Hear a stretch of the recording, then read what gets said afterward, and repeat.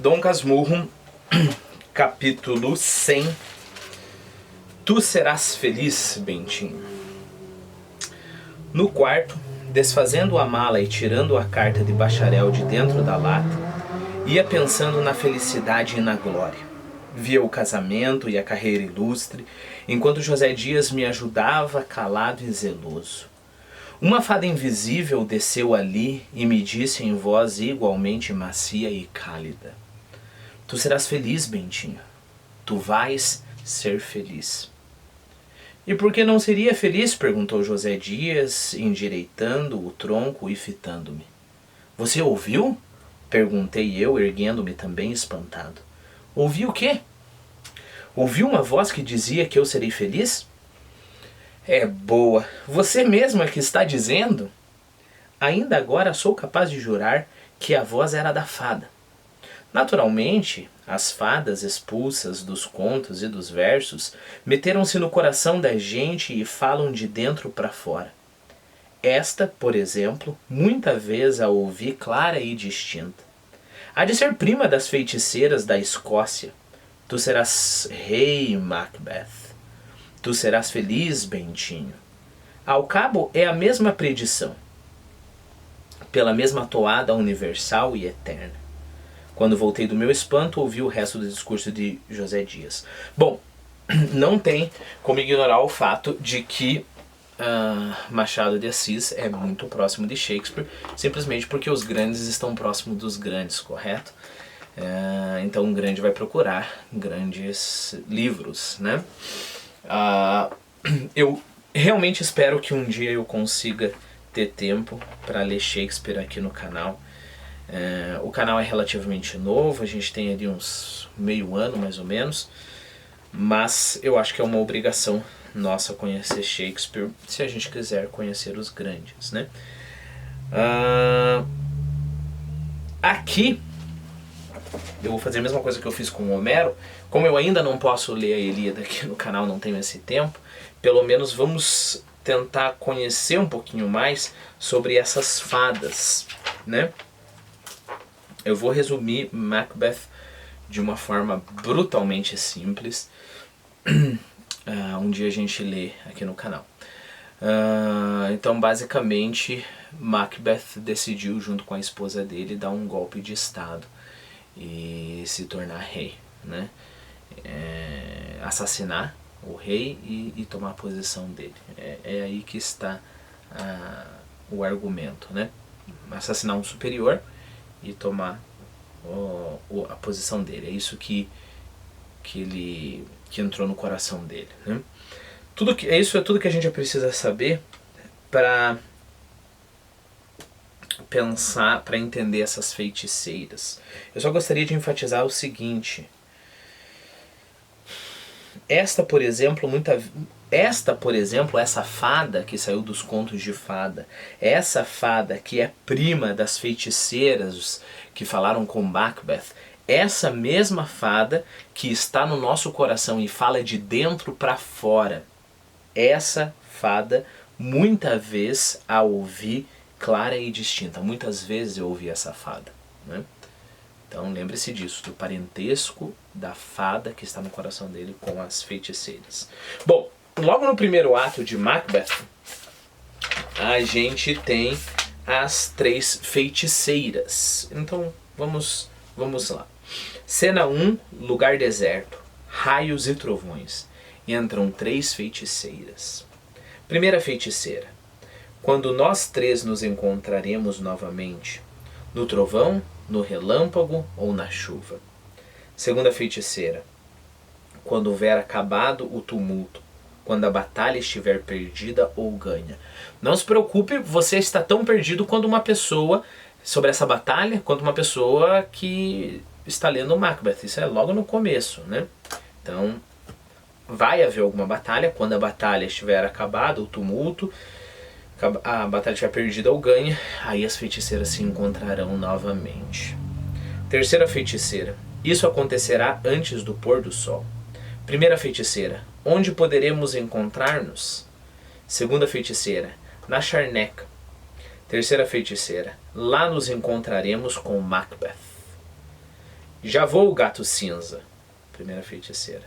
Sapo chama. Agora mesmo. Então, cada uma de uma vez falou isso, né? E todas juntas agora. O belo é feio e o feio é belo. Pairemos por entre a névoa e o ar impuro. Lembre-se que tanto o gato quanto o sapo são formas de animais usadas pelos demônios familiares ou pelas feiticeiras, né? Elas conseguem se transformar nessas coisas. Olha que interessante isso daqui.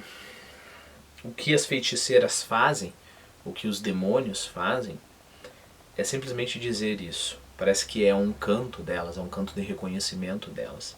E o que que é? O belo é feio e o feio é belo. Parafraseando, o bom é mal e o mal é bom, né? Então, basicamente, elas negam a verdade, né?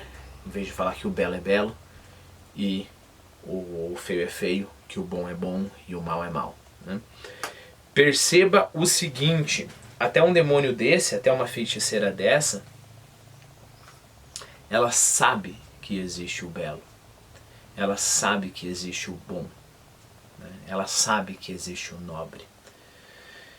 E justamente por ela saber que existem essas coisas é que ela pode tentar inverter essas coisas. Isso é importante. É importante nos nossos dias de hoje, onde se fala muito frequentemente que tudo é relativo. O belo é relativo, o bom é relativo, depende de pessoa para pessoa. Uma fada boa ou um anjo falaria: o belo é belo, independentemente de quem seja. O bom é bom para todos nós. O vil é vil, para mim, para você e para todos, né? As feiticeiras, e aqui tome feiticeira com algo muito mais pesado, né? É que o Bentinho, o nosso narrador Dom Casmurro, ele usa de forma leviana, né? Mas aqui elas são muito mais pesadas. Feiticeira no sentido de demônio, né? Elas justamente negam isso, negam essa verdade simples, ok? Bom, passa um pouco, e aí a gente tem a cena 3. Uma charneca. Trovoadas entram as 3 feiticeiras. Primeira feiticeira. Onde estiveste, irmã? Segunda feiticeira. Fazendo os porcos morrerem. Repare do seguinte. As feiticeiras, elas têm o poder de colocar mal olhado nos porcos, e os porcos se matam e causam prejuízos para os donos. Lembre-se que é uma passagem na Bíblia que criou esse mito, né? O mito da feiticeira tendo esse poder. Lembre-se que existia um certo endemoniado numa cidade, e esse endemoniado, a legião que estava dentro dele, que seriam centenas de demônios, vendo Jesus se aproximar, já sabia que eles não tinham chance, se prostraram em terra e reconheceram que ele era o Filho de Deus. E se eu não me engano, eles falaram algo como: o que você está fazendo aqui, Jesus? Você vem nos atormentar antes do tempo? Né? E aí Jesus mandou eles saírem. E eles imploraram para Jesus que eles deixassem pelo menos irem que eles pudessem possuir um bando de porcos que estava lá. Jesus deixou, eles possuíram os porcos se atiraram num precipício e morreram todos eles, né? O endemoniado ficou curado, mas houve um prejuízo enorme. Daí, tendo em conta isso, a feiticeira é aquela que consegue colocar mal olhado nos porcos e os porcos se matam. E tu, irmã? Ela conta uma história. A mulher de um marinheiro tinha castanhas no regaço e mastigava ruidosamente. Dá-me, disse-lhe eu. Arreda, feiticeira, grita a ordinária que tinha grande traseiro. O marido dela partiu para Alepo, como capitão do Tigre. Vou, porém, atrás dele, navegando numa peneira, e como rato sem cauda, agirei. A feiticeira consegue se transformar num rato, ela vai lá tentar perseguir o marido dessa mulher para trazer desgraça, porque a mulher não quis dar uma castanha para ela, né? Era comum essa crença de feiticeira não ter rabo quando ela se transformava no animal, porque ela conseguia transformar as patas dianteiras, os braços, as patas traseiras, as pernas, mas não tinha nada para fazer o rabo, né? Então você conseguia identificar um animal que na verdade era uma feiticeira pela ausência do rabo. E aí a segunda, então ela vai navegar numa peneira e vai perseguir esse homem. Eu te darei um vento. Também era comum se acreditar que as feiticeiras controlavam os ventos, elas até vendiam vento, né? És amável, a primeira feiticeira falou. A terceira feiticeira, e eu também. Primeira feiticeira, como tenho os restantes às minhas ordens, sei os portos para onde sopram e conheçam os rumos que eles bem sabem na carta dos marinheiros. Eu o deixarei seco como o feno, e o sono, dia e noite, manter-se-á longe de seus olhos. Viverá como um maldito. 9 vezes 9 semanas de fadiga o deixarão exausto, extenuado e consumido. Embora seu barco não possa sossobrar, ou seja, virar, afundar, mesmo assim será açoitado pela tempestade. Olhai o que tenho aqui. Então, essa vai ser a vingança dela, né? Mostra-me, a segunda feiticeira diz. A primeira feiticeira. Tenho aqui o polegar de um piloto naufragado ao voltar para o porto. Tambor no interior. Um tambor, a terceira feiticeira agora fala. Um tambor, Macbeth está chegando. Todas as três falam juntas. As 3 parcas de mãos dadas, mensageiras do mar e da terra, assim começam a trabalhar. 3 voltas para ti, 3 voltas para mim e 3 outras para que sejam 9. Silêncio, o feitiço se realizou. Entram Macbeth e Banquo. Macbeth. Nunca vi dia tão feio e tão belo. Nunca vi dia tão feio e tão belo. Banquo. A que distância nos encontramos de Forres?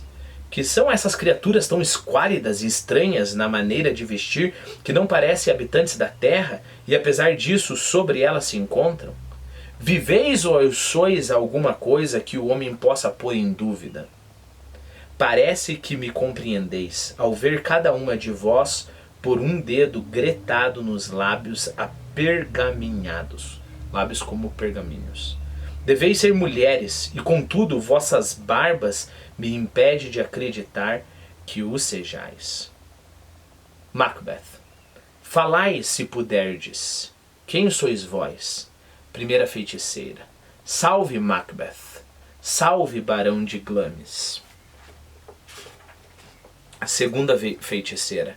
Salve, Macbeth. Salve, barão de Cawdor. Terceira feiticeira. Salve, Macbeth.